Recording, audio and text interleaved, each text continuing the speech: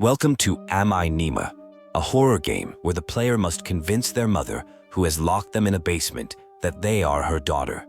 The game begins with the protagonist waking up in a cold, underground room tied to a chair. The basement is described as a dark, cold prison. The protagonist is awakened by a mysterious figure. The air is stagnant, with no natural light, and boxes of trinkets surround them. Their comfort quickly fades as they realize they're restrained to a chair. A woman approaches and asks if the protagonist is Nima. The game introduces a mechanic where words can be combined in the protagonist's mind to unlock new words. These words can then be dragged from the brain to form responses. The mother appears relieved, believing she hasn't lost her child. She stops short of embracing them and decides to bring food instead. The mother returns with a bowl of unappetizing congee that smells terrible. She unties the protagonist's hands, but leaves their waist and head fastened to the chair so they can eat. She explains there was an accident that affected their memories. The mother reveals her plan to bring items daily to help recover memories. She uses the congee as an example, asking what it makes the protagonist think of. Despite claiming there are no wrong answers, it's clear she's looking for specific responses.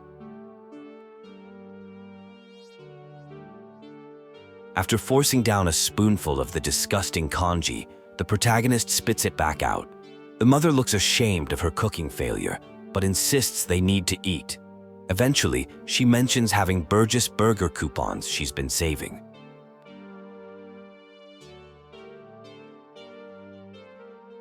The mother asks how much the protagonist remembers about the accident. She claims they were swimming and hit their head. This triggers pain and a conflicting memory of the mother holding a knife, suggesting her story might be false. The mother offers to answer questions. The protagonist asks about swimming, and the mother reveals they quit the swim team when they left Vancouver. When asked directly about hurting them, she becomes defensive, claiming she prioritized work but never wanted to harm them. As the conversation becomes uncomfortable, the protagonist begins to lose consciousness. The mother carries them to a lumpy mattress and tucks them in.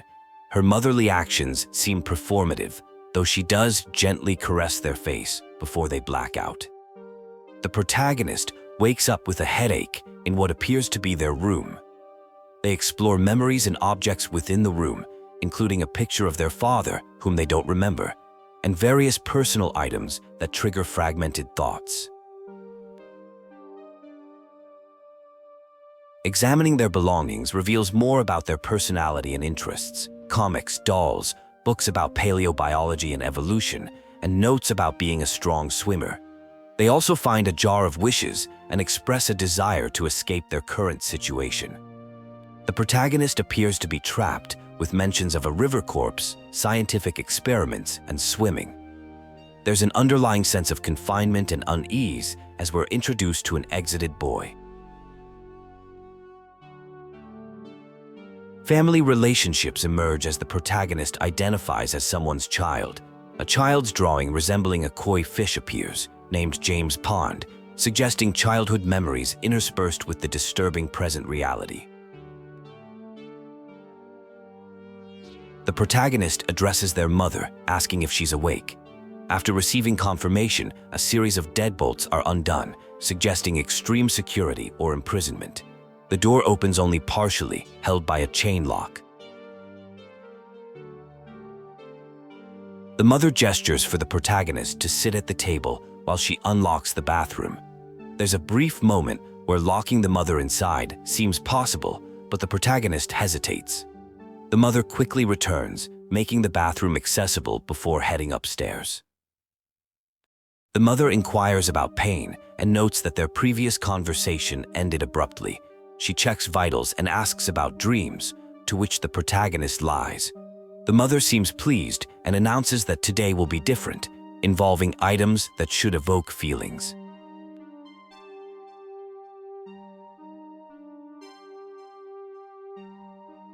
A plush shark is placed on the table, triggering nostalgia, sorrow, and love. The protagonist recognizes it as a gift from their father from an aquarium trip. Memories of the father's embrace emerge, indicating he's no longer present. The mother mentions how attached the protagonist was to the toy. A moment of shared grief over the father occurs. The mother touches the protagonist's cheek, expressing relief at not losing both of them.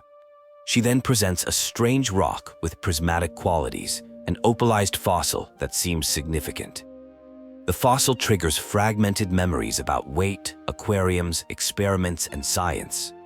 A memory surfaces of the mother working obsessively with this fossil in her lab all summer, while the protagonist felt neglected, only cooking and cleaning despite being called a lab assistant. Tension escalates when the protagonist expresses resentment about wasting summer in darkness. The mother becomes angry, calling them ungrateful and insisting her work would fix our family. She claims the protagonist betrayed her trust and jeopardized an experiment. The conversation deteriorates as the mother becomes increasingly unstable, claiming the protagonist isn't really Nima. She forcibly returns them to their room, suggesting punishment for deviating from an expected script.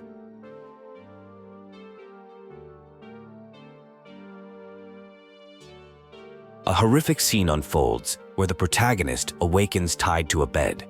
The mother appears with a steel pick and insufficient anesthesia, planning to perform some gruesome procedure. She blames a failed previous procedure and prepares to terminate the protagonist. After an apparent death scene, the narrative shifts. Someone's diary is mentioned, with warnings not to trust the woman and to kill her. References to pomegranate prints and a boyfriend appear, suggesting either hallucination or a different reality.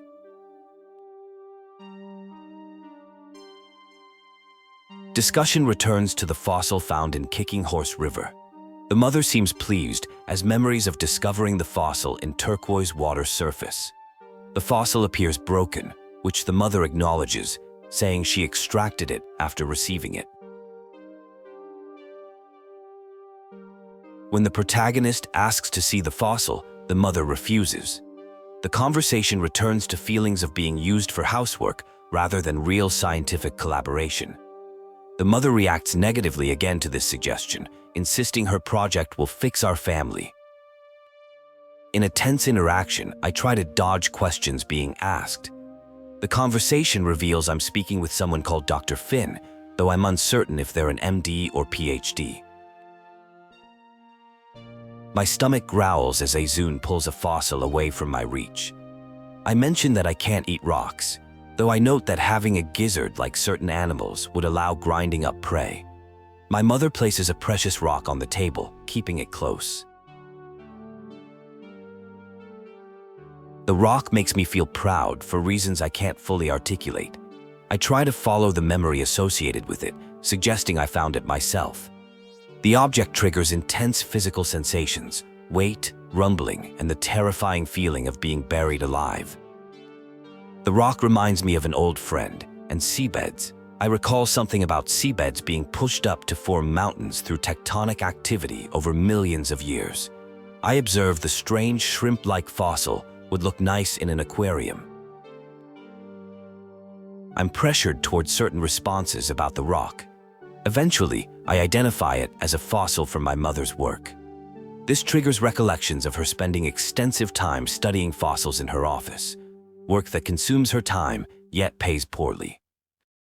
Looking at the fossil creates disturbing thoughts. It resembles a shadowed man's silhouette, perfectly shaped to fit me. I experience an unsettling desire to be entombed within the stone, though I reject this thought. A spark of anger unlocks hidden resentment toward my mother and her work. I criticize her for spending an entire summer obsessing over million-year-old dead things. This touches a nerve, causing her to ball her fist as a steely expression crosses her face. When asked what the fossil means to me, complex emotions surface. Hatred bubbles up as I slam my fist on the table. The stone evokes memories of burning, crushing, and being trapped underwater, unable to move or even bite my tongue. I experience intense sensory memories that make my skin crawl. My body becomes unresponsive and I feel like I'm drowning. Rocking back and forth, I want to attack my mother with the rock, but something stops me.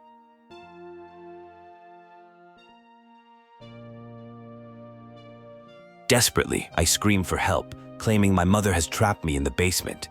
She lunges across the table, grabs me by the neck, and smothers my mouth. She takes out a syringe, saying it's time for bed as my screams are muffled. I wake up in bed, restrained by tight ropes. This appears to be a recurring loop where I always end up sedated or harmed, regardless of my choices.